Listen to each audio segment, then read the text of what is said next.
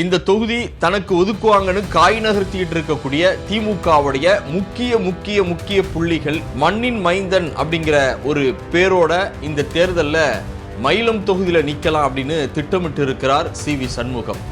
சண்முகம் விழுப்புரம் தொகுதியில எந்த தொகுதியில நின்றாலும் அவரை நாங்க நிச்சயமாக தோற்கடிப்போம். மிக முக்கியமான திமுகவுடைய தலைவருடைய மகள் இந்த தொகுதியில நிற்பது கடுமையான ஒரு போட்டியாக இந்த தொகுதி இருக்கும் அப்படின்னு சொல்லிட்டு அந்த தொகுதியினுடைய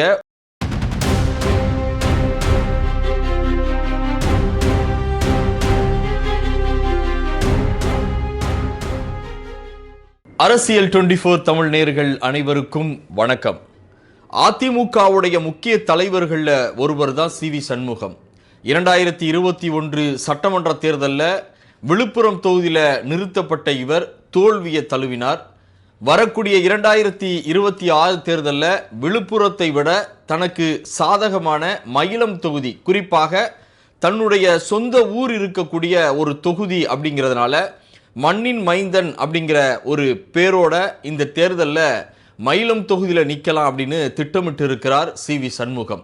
2021 தேர்தலுக்கு பிறகு தோல்வியை சந்திச்சாலும் அவருக்கு அதிமுகவுடைய தலைமை ராஜ்யசபா சீட்டு ஒதுக்கி இப்போ எம்பியா இருக்கிறார். விழுப்புரம் மாவட்டத்தில் இருக்கக்கூடிய திமுகவுடைய உடன்பிறப்புகள் என்ன சொல்றாங்க அப்படின்னா, தொடர்ந்து எங்களுடைய தலைவர் மு.க. ஸ்டாலின் அவர்களை கடுமையாக விமர்சனம் செய்யக்கூடிய சி.வி. சண்முகம் விழுப்புரம் தொகுதியில எந்த தொகுதியில நின்றாலும் அவரை நாங்க நிச்சயமாக தோற்கடிப்போம்.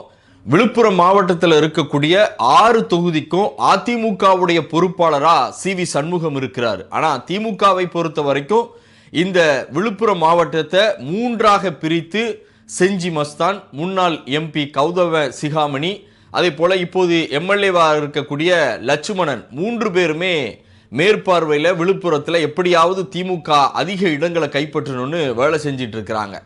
இதற்கு மத்தியில் மயிலம் தொகுதியில் யாரை நிப்பாட்டலாம் அப்படின்னு சொல்லிட்டு சில உடன்பிறப்புகள் சொன்ன ஒரு பட்டியல், அதே போல இந்த தொகுதி தனக்கு ஒதுக்குவாங்கன்னு காய் நகர்த்திட்டு இருக்கக்கூடிய திமுகவுடைய முக்கிய புள்ளிகள் சிலர் யார் அப்படிங்கிறத நம்ம இப்போ பார்க்கலாம்.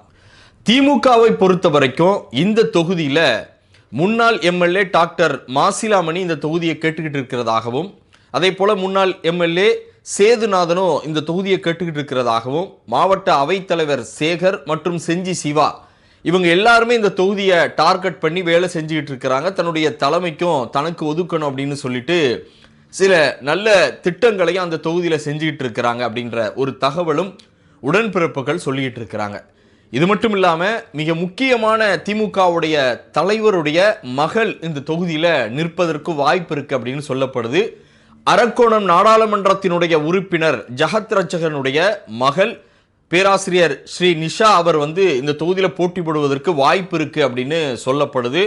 சி.வி. சண்முகத்துக்கு எதிராக ஜகத் ரட்சகனுடைய மகள் ஸ்ரீ நிஷா நின்றாங்க அப்படின்னா கடுமையான ஒரு போட்டியாக இந்த தொகுதி இருக்கும் அப்படின்னு சொல்லிட்டு அந்த தொகுதியினுடைய உடன்பிறப்புகள் சொல்லிக்கிட்டு இருக்கிறாங்க. திமுகவுடைய தலைமை யாரை இந்த தொகுதியில் வேட்பாளராக நிறுத்த போறாங்க, அந்த நிறுத்துவதற்கு பிறகு இந்த தொகுதியினுடைய கள நிலவரமெல்லாம் என்ன அப்படிங்கிறத நேரடி விசிட்டோட நம்ம இந்த சேனல்ல பார்க்கலாம். மேலும் அடுத்த நிகழ்வுல உங்களை சந்திக்கிறேன். வணக்கம்.